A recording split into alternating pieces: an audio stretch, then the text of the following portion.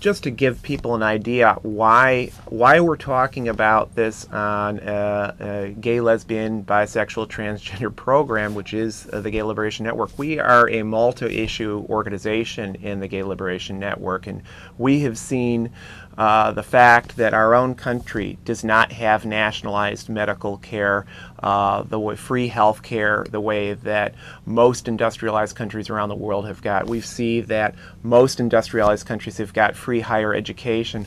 All of these things affect the LGBT community and many other oppressed communities as well. And the reason, to me, seems to be that this country spends as much on its military as the rest of the world combined. And unfortunately, the Iraq invasion, the Afghanistan invasion, that just is that much worse. I mean, we're talking about $500 billion that have been spent on these invasions, I understand. Right. And for those who think that the Iraq invasion is going so well, look just next door to Afghanistan, which is going from bad to worse, and the allies are gradually bailing on that one as they see an endless commitment to occupation. Right. You talk about all these horrible things, Patty, but then you have to start talking about solutions. What is it that IVAW is attempting to do, and how is it attempting to bring an end to this war? Well, what we want to show is that policy within the military, policy comes from above the military, and it's not an individual soldier's fault when something is wrong, such as something like Abu Ghraib. I believe that those soldiers were given orders to do what they were doing, and I've seen a lot of soldiers receive illegal orders to do things that are psychologically damaging, physically damaging. And also, I would like to see a change within the military. Right now, the military still operates under don't ask, don't tell, as far as allowing gay members into the military. And you're right that there is, it's very hard for all gay members.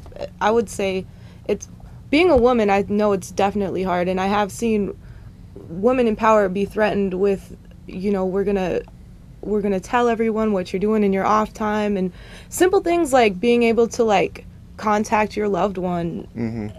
Gay members aren't allowed to do that as openly as people who are married to a member of the opposite sex, whereas you're in a wartime situation, the only people you have really to look forward to talking to are your family, and when you can't do that openly, how does that affect people? And it's a wide range of experience. So yeah, well, and I'd just point out that you don't have to think that the military is a great institution or whatever, painted it to be something that it isn't, in order to say that people should have equal employment rights there.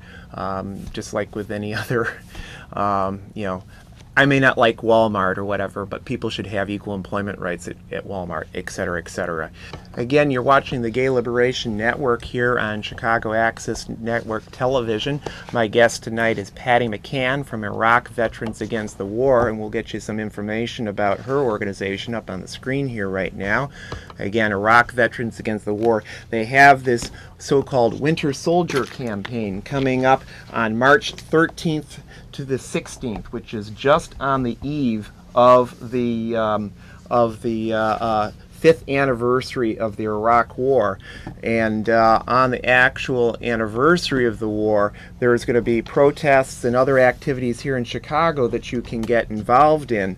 And they're up on your screen right now on the 19th and the 20th. We encourage you to just go to the website, chicagomassaction.org, to get information about that. And just a few other activities we've got coming up. We invite people that are interested in getting involved in gay and lesbian, bisexual, and transgender activism to check out the Gay Liberation Network. You can go to our next meeting, which is on March 5th at the Gerberhardt Library, which is the Gay and Lesbian Resource Center just off the Granville Red Line. And there's also, you can find out more, tune into our next show if you'd like, by checking us out on our program, which is going to be on March 14th, again, just on the eve of the 5th anniversary of the war. If you're talking about stopping a war, I think you have to look to the example that IVW look to when it named its organization Iraq Veterans Against the War. Thank And you. that was Vietnam Veterans Against the War. That's right. I think you look at VVAW and you look at the anti-war movement back then. It was the efforts of the Vietnamese people.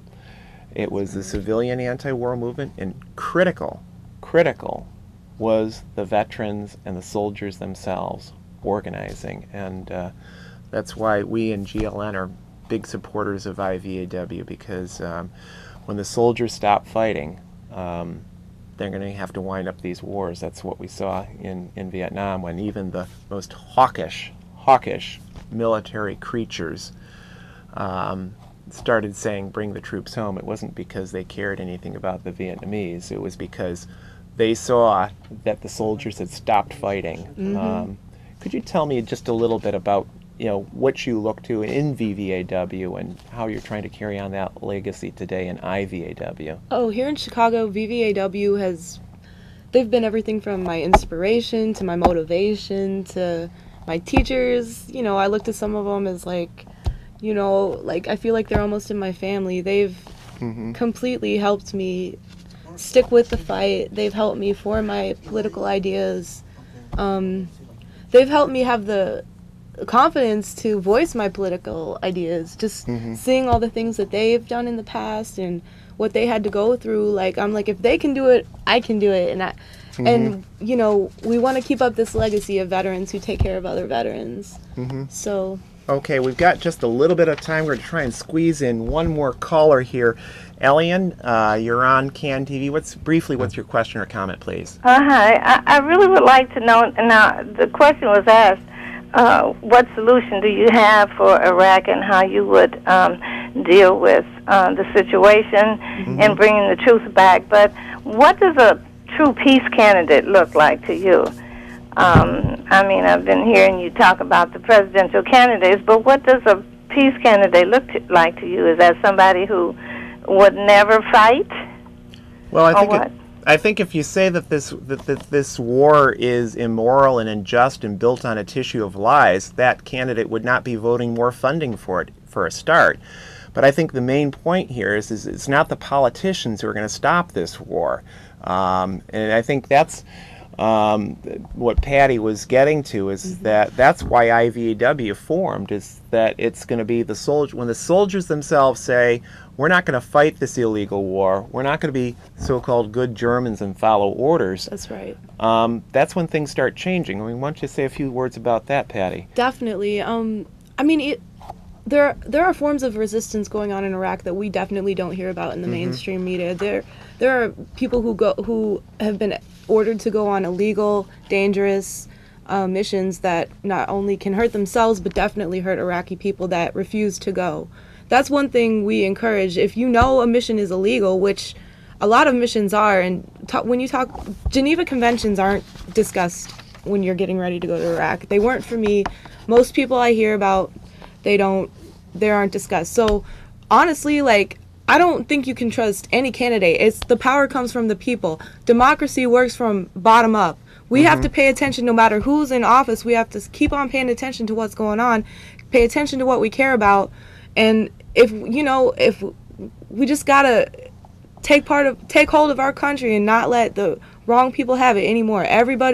Our country belongs to everyone here, and we all deserve to have the same voice. So. The Vietnam War was stopped not because Richard Nixon was a peace-loving, kind gentleman. He was anything but. He was bloodthirsty, he was corrupt, he was venal, but people forced him. People forced him in the streets to get out of that war. Well, we're just about out of time here. Again, if you're a veteran, if you're a currently serving member of the military, please get involved in IVAW. Just go to their website. You'll find a wealth of information there, including about their upcoming Winter Soldier campaign. And please get involved. That's how we'll end this war. Thank you, Patty, for coming on our show tonight. I'm Andy Thayer. We'll see you next time. Take care.